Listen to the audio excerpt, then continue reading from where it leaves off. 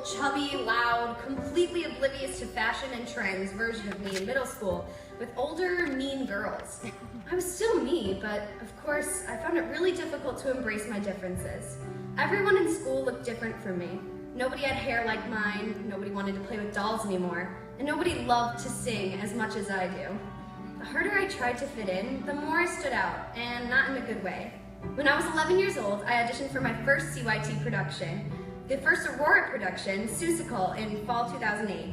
I got a call back, and I cried. It was my sister's 9th birthday party, and I was missing it for the callback. It was after lunch. Callbacks were almost over, and I hadn't done anything all day. I thought it was a mistake, that I wasn't supposed to be there, and they didn't want me.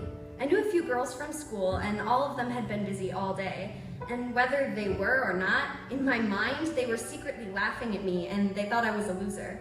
I can remember sitting on the basement stairs of the church, trying my best to hold back my sobs. I called my mom, but the reception cut us off. The intern, Andrew Koopman, came over to me and cheered me up. He convinced me that I was totally supposed to be there, and they couldn't wait to see what more I had to offer. He also convinced me to stay. Looking back now, as a Spotlight graduate, I realized the importance of what he did for me that day. Where would I be now if that day, when I was crying on the phone to my mom, I followed through and asked her to pick me up? If I had quit that production? Well, at the time, maybe it would have just been another failed theater attempt. I would have gone back to school and carried on as normal. Maybe I would have tried again, but maybe I wouldn't have. Had I gone home that day, I probably wouldn't have even met half of my closest friends. I wouldn't have started homeschooling.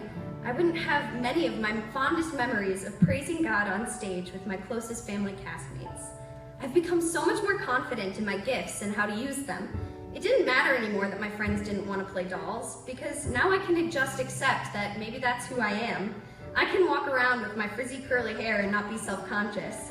I've learned from amazing instructors like Christy Wright and Vonda Garcia.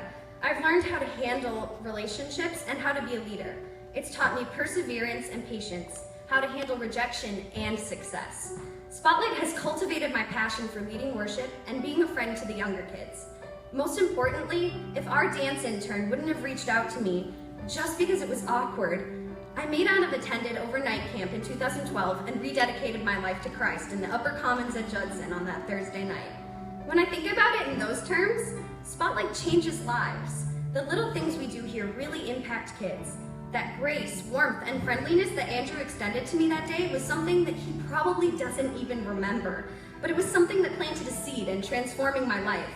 This is why the simple time that someone takes to be a friend matters, because we share the gospel. That transformation wasn't me finding a community and friends that accept me or having fun being in musicals. All of that is really important to me, but the most important thing in my CYT Spotlight experience was the spiritual transformation, being convicted by the Holy Spirit and held accountable by my trustworthy friends. That is what this company is about. Every time we share the gospel here, it may be someone's first time hearing it. It's something that never gets old.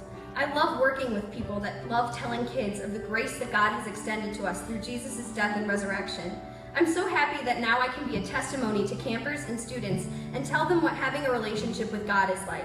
That if we place our trust in Him to make up for what we lack, we can be children of God. That is the true treasure that I found in Spotlight. It is one that I pray will reach hundreds of kids after me.